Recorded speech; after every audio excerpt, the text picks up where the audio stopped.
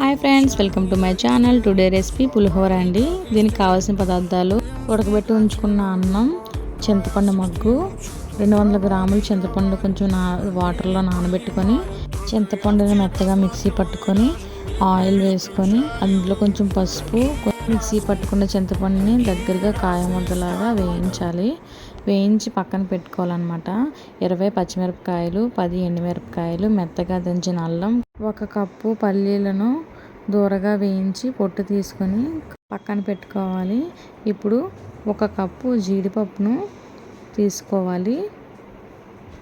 తగినంత కరివేపాకు, 6 నిమ్మకాయలు, ఒక 50 గ్రాములు శనగపప్పు, ఒక 50 గ్రాములు మినప్పప్పు.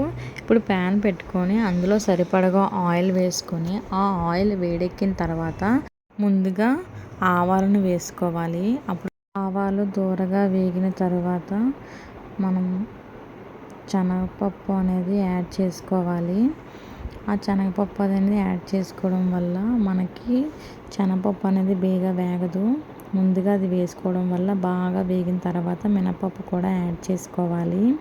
అప్పుడు ఈ మూడింటిని దూరగా కొద్దిసేపు అలా వేయిస్తూ ఉండాలి నూనెలో వేయించిన తర్వాత కప్పు జీడిపప్పు ఉంది కదా ఫ్రెండ్స్, ఆ కప్పు జీడిపప్పుని అందులో వేసి దూరగా వేయించుతూ ఉండాలి. ఒక బ్రౌన్ కలర్ వచ్చేంత వరకు వేయించిన తర్వాత ఈ పొట్టు తీసిన పల్లీలు అనేవి ఉన్నాయి కదా ఫ్రెండ్స్, ఆ పొట్టు తీసిన పల్లీలు కూడా ఇందులోనే వేసేసి వేయిస్తూ ఉండాలి. ఇవి బాగా దూరగా వేగితే అంత మంచిగా పోపు అనేది రెడీ అవుతుందన్నమాట. మనకి పోపు అనేది రెడీ అవ్వడానికి మంచిగా బ్రౌనిష్ కలర్లో వచ్చేంతగా బాగా అంతవరకు వేయిస్తూ ఉండి పక్కన పెట్టుకోవాలి. అదే ఆయిల్లో ఎండుమిరపకాయలు 10, పచ్చిమిర్చి 20 వేసుకొని దూరగా వేయిస్తూ ఉండాలి.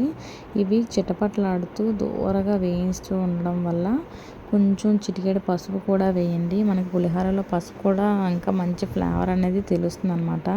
తగినంత కరివేపాకు వేసుకొని క్రిస్పీగా వేగేంత వరకు దూరగా వేయిస్తూ ఉండాలి. అలా ఎంత బాగా వేగితే పోపు అనేది మనకు అంత మంచి ఫ్లేవర్తో మంచిగా ఉంటుంది అనమాట. ఇప్పుడు పక్కన పెట్టుకోండి. ఇప్పుడు మనం అన్నంలో కొంచెం ఇప్పుడు తయారు చేసిన చింతపండు మగ్గుని అందులో వేసి బాగా కలపండి.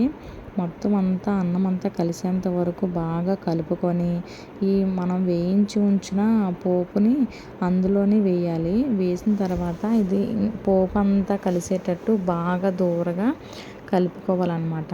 బాగా కలుపుకోవడం వల్ల మంచి ఫ్లేవర్ అనేది వస్తుంది. ఇప్పుడు మనము జీడిపప్పు ఇవన్నీ కూడా మళ్ళీ అన్నీ ఇందులో కలిపేసి శుభ్రంగా కలుపుకోవాలి. అప్పుడు మనం నిమ్మకాయలు ఉన్నాయి కదా ఫ్రెండ్స్, నిమ్మకాయలను కొంచెం రసం పిండుకొని ఆ పైన అలా రసంలా వేసుకొని ఇది మొత్తం కలుపుకోవడం వల్ల పులిహోర అన్నది రెడీ అయిపోతుంది. ఇప్పుడు మనం ఒక బౌల్లో తీసుకొని సర్వ్ చేసుకుంటే పులిహోర రెడీ. ఈ వీడియో నచ్చితే లైక్ చేయండి, కామెంట్ చేయండి, షేర్ చేయండి, సబ్స్క్రైబ్ చేయండి. Bye friends.